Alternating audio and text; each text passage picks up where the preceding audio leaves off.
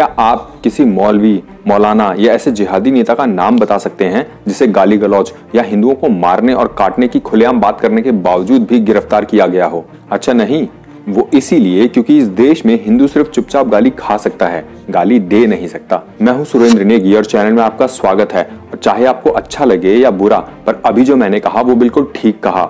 क्यों और कैसे, ये आपको वीडियो में आगे पता चलेगा। थोड़े दिनों पहले छत्तीसगढ़ की राजधानी रायपुर में एक धर्म संसद का आयोजन किया गया था, जिसमें शामिल होने गए थे श्री कालीचरण जी महाराज, जहां उन्होंने गांधी के बारे में कुछ ऐसी बातें कही जिसके कारण उन पर कई सारे मुकदमे दर्ज किए गए। बांग्लादेश और पाकिस्तान हमारे सामने कब्जाया, उन्होंने राजनीति के द्वारा कब्जाया, और महान मोहनदास करमचंद गांधी ने सत्यानाश फेल दिया। और नाथुराम गोडसे जी को नमस्कार है, मार डाला वो। पर इन सबके बावजूद आज भी कालीचरण जी महाराज अपने बयानों पर बिल्कुल डट कर खड़े हैं। उन्होंने कहा था कि गांधी ने हिंदुओं के लिए किया ही क्या है। देश की आजादी के बाद सरदार वल्लभ भाई पटेल को देश का पहला प्रधानमंत्री बनने के लिए पूरे 14 वोट मिले थे। फिर भी गांधी की जिद के कारण शून्य यानी 0 वोट मिलने के बावजूद नेहरू को इस देश का पहला प्रधानमंत्री बनाया गया। अब अगर स्वामी जी गांधी को कुछ नहीं मानते तो ये उनकी अपनी निजी राय है और इसके बारे में बात करना उनकी अभिव्यक्ति की आजादी यानी फ्रीडम ऑफ स्पीच है। क्यों? पर एक हिंदू संत इतने बेबाक अंदाज में और छाती ठोक कर अपनी बात कह जाए और लिब्रांड और लुटियन मीडिया वाले हो हल्ला भी ना मचाएं, ऐसा कैसे हो सकता था? सो लुटियन मीडिया और लिब्रांडों ने हो हल्ला मचाना शुरू किया और चारों तरफ से राजनीतिक दबाव बनने लगा। कालीचरण जी महाराज की गिरफ्तारी की मांग उठने लगी और उन्हें गिरफ्तार भी किया गया, और वो भी कैसे? इंटरस्टेट प्रोटोकॉल को तोड़कर, क्योंकि इसके लिए ना तो कंसर्न अधिकारियों को इन्फॉर्म किया गया और ना ही उनकी परमिशन ली गई। अपने भाषण में कालीचरण महाराज ने गोडसे जी को नमस्कार भी किया था। अब जैसे कुछ लोगों के लिए गांधी महात्मा और राष्ट्रपिता है, वैसे ही करोड़ों हिंदुस्तानियों के लिए श्री नथुराम गोडसे जी एक हीरो हैं और रहेंगे। भाई, जब सबको अपने अपने हीरो चुनने का अधिकार है तो तुम अपने हीरो चुनो और हम अपने।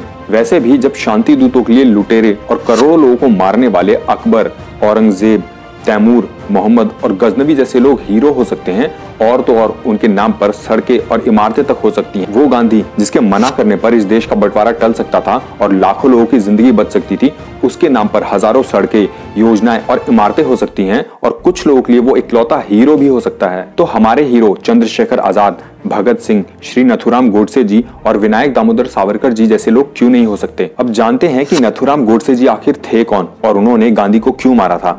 तो नथुराम गोडसे जी का पूरा नाम नथुराम विनायक गोडसे था और वो बारामती, पुणे के एक ब्राह्मण परिवार में पैदा हुए थे। शुरुआत से ही राष्ट्रवादी विचारों के थे और उन्होंने गांधी की छाती पर 3 गोलियां मारी थी, जिससे गांधी की मौत उसी वक्त और तुरंत हो गई थी। हालांकि अगर नथुराम गोडसे जी चाहते तो तुरंत वहां से भाग सकते थे, पर उन्होंने ऐसा किया नहीं और वहीं रुककर आत्मसमर्पण कर दिया।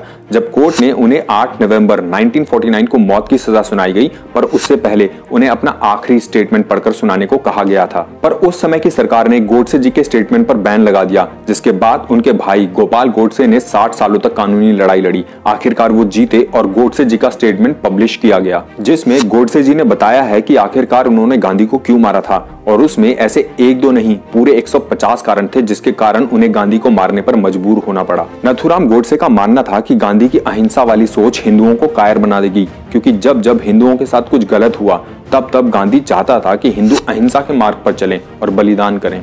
1919 में जलियांवाला बाग में जनरल डायर ने ओपन फायरिंग का ऑर्डर दिया था, जिसके कारण हजारों लोग मारे गए थे, जिससे पूरे देश में जनरल डायर के खिलाफ जबरदस्त गुस्सा था और पूरा देश चाहता था कि जनरल डायर के खिलाफ मुकदमा हो, पर गांधी ने ऐसा करने से साफ साफ मना कर दिया। इन सब कारणों के कारण ही गोडसे जी का मानना था कि हिंदुस्तान बिना गांधी के ही ठीक है। अब इस बारे में डिटेल वीडियो जल्दी ही आएगा। अब बात करते हैं उस चिलगोजे ओवैसी की जो ये बोलता है कि जब योगी और मोदी नहीं रहेंगे तब तुम्हारा क्या होगा।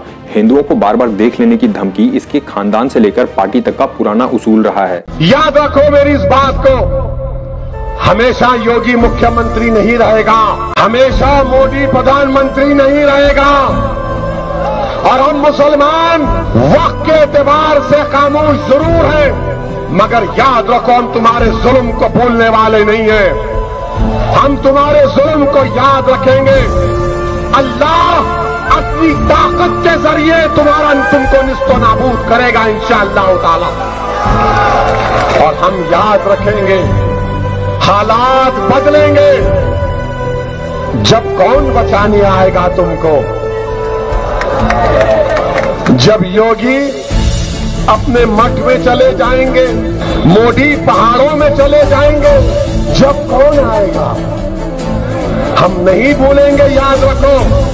कभी ये चूजा या कभी इसका भाई बोलता है कि हम 25 करोड़ हैं और तुम 100 करोड़ हो, फिर भी जरा 15 मिनट के लिए पुलिस हटाकर देख लो कि कौन किस पे भारी पड़ता है। अरे हिंदुस्तान, हम 25 करोड़ है ना, तुम 100 करोड़ है ना, ठीक है, तुम तो हमारे से इतने ज्यादा है, 15 मिनट के लिए पुलिस को हटा लो, बता लेंगे किसमें हिम्मत है, कौन ताकत है। अब इसी धमकी का रिपीट टेलीकास्ट इसकी पार्टी के नेता से लेकर स्पोक्स पर्सन तक देते हैं और बार बार देते हैं कि मुसलमान हिंदुओं पे भारी पड़ेगा, हम तुमको देख लेंगे या मार डालेंगे, काट डालेंगे, वगैरह वगैरह। पर सरकार या पुलिस ने कभी इनके खिलाफ कोई एक्शन लिया?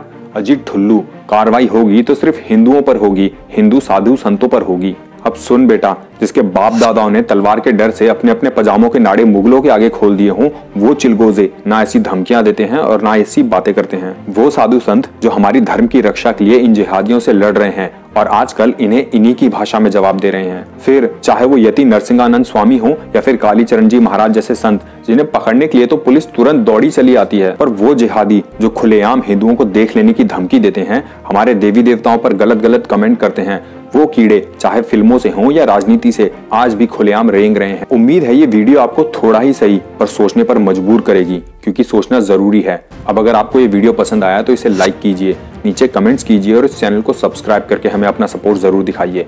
मिलते हैं अगले वीडियो में, तब तक के लिए जय श्री राम।